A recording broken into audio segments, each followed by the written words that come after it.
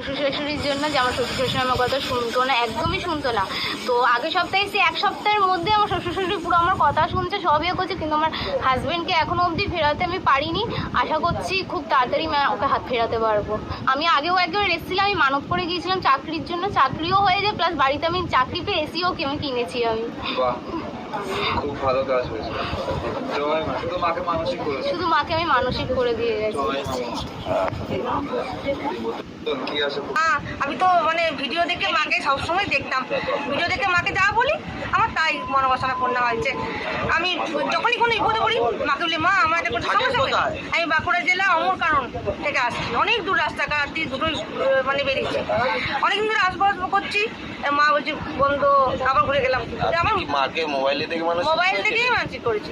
আবার একটা নয়, অনেকগুলো কাজ, 4-5টা, অনেকগুলো মানসিক। মাকে যখনই মোবাইল দেখে মানসিক করে, আর সঙ্গে আমি সেই মানে একটা বিশাল একটা আমার একটা ইয়ে করছিলাম, প্ল্যানিং একটা ট্রেনিং করার জন্য একটা ক্যান্সেল করছিল।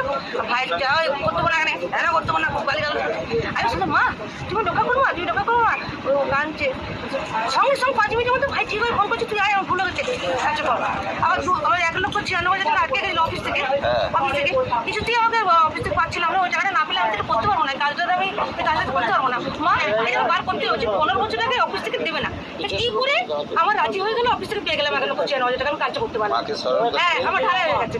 মায়ের ট্রেনিং সেন্টার, বড় ট্রেনিং সেন্টার করে মা আমার করে দিয়েছে। অনেক কাজ, উনি বিপদে বললে মাকে বলি সঙ্গে সাথে করে দেয়। আমার একটু দেরি হয়।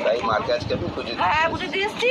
আরও আগে 2-3 বার আসছিলাম, মাসি ভিডিও দেখে বারণ করছে, ঘুরে যাচ্ছি, তখন আমি আর ঘুরে যাবো না। মা আমাকে তাড়াবে। আমি আমার নিজের গাড়িটা এরকম ফুটে গেল, তাহলে আমি কার করে এসেছি, নতুন কার ভাড়া করে আমি মায়ের কাছে যাবো। কষ্ট করে এসো, সবাইকে বলি এসে মাকে জানাও, আমাকে জানাও না।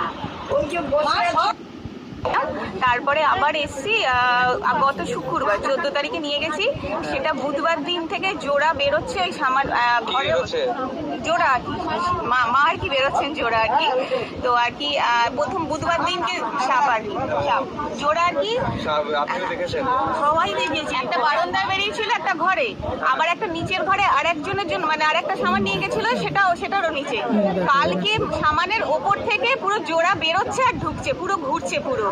যখন মাকে ফোন করলাম, মা বললেন যে পুজো দিয়ে যেতে, ওনাকে বলতে যে সরে যেতে পুজো দিয়ে। তারপরে আপনি এমনি ভ্যানিশ হয়ে গেছে। অদ্ভুত ব্যাপার, কোথাও কোনো চিহ্ন নেই, কিচ্ছু নেই, অদ্ভুত ব্যাপার। কলা বাতাসা আর 51 টাকা দিয়ে পুজো দিতে বললো মা, আর যেটা দেখে বললাম, আর কিচ্ছু দেখা যায়নি, আর কিচ্ছু না। ভালো।